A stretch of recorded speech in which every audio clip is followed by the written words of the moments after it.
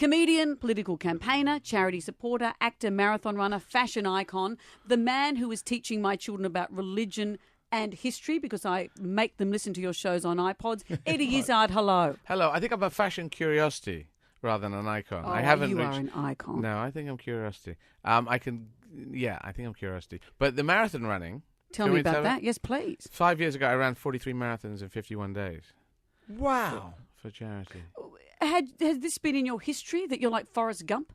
No, I'm not like Forrest Gump, because if you remember Forrest Gump, he didn't know why he was running. Yeah. And I knew exactly why. And I was helping raise money for charities in Britain and around the world. It was 1.8 million by the end of it.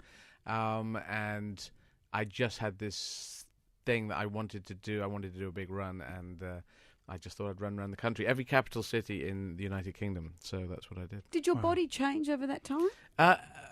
My mind changed more than my body. I thought I would slim down to some stick-reed thin person, but no, because you're supposed to take a lot of carbs in, and so nothing really happened.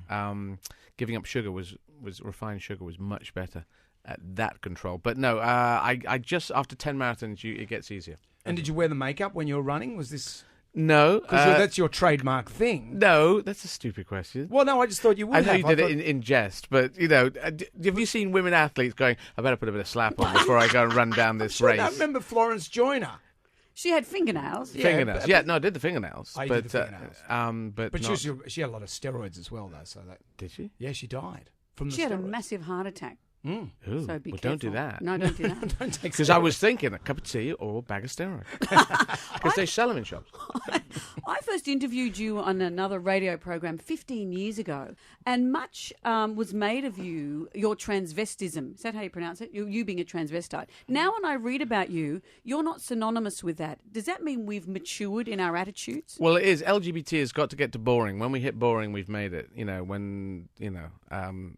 When no one cares about it, just say, what do you do?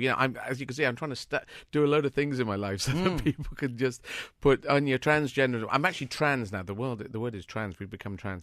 When that gets like boring, but yeah, are you any good at the running? How was the running and the gigs in French you do? You tour France and Germany, and now you're touring Australia for the 4th time, I think it is.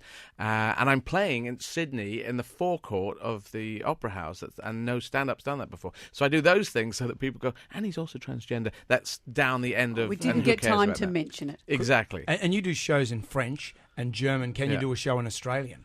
Well, people have asked me this, but what that means in English, but doing the Australian accent, I don't know if I could do an Australian accent. I could, if I practiced. I do believe I could get there, but it would bleed into South African quite quickly. It does. Yes. Unfortunately, I don't know what that is.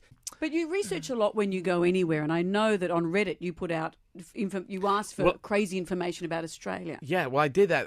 As opposed to research, I'm constantly researching, really. But it's interesting to know, like, people are sending in, like, the first people in the police force in Australia were the 12 best behaved convicts at the time, coming in.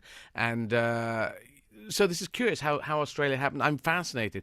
The fact that you had one prime minister that the lieutenant general went and said, "Hey, you can stop being prime minister." Who was that? Oh, the Governor General. So Yeah, this the is Governor Gough General. Whitlam. Gough the Whitlam, dismissal. yeah. Yes. That just sounds bonkers. Yep. Is that allowed? Well, surely did you that know, was illegal. We lost a prime minister in the ocean. He went for a swim and never came out. Who was his- that one? Harold Holt. And his mistress was on the beach folding the towels.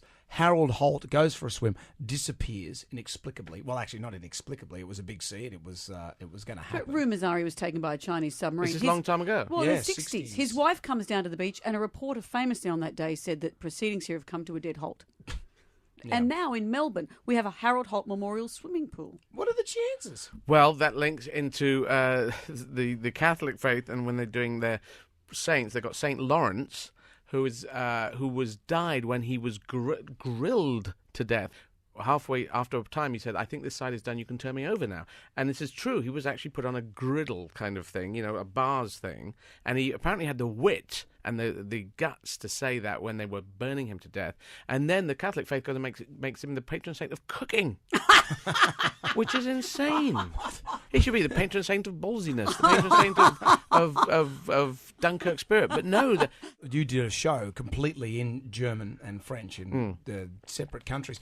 I always look at Germans and I don't see funny But then when you look at, how often do you look at Germans? Well, I don't look at you, You've unless... got a big microscope. Yeah. The truth is there's 80 million Germans. There's about another 10 million Austrians.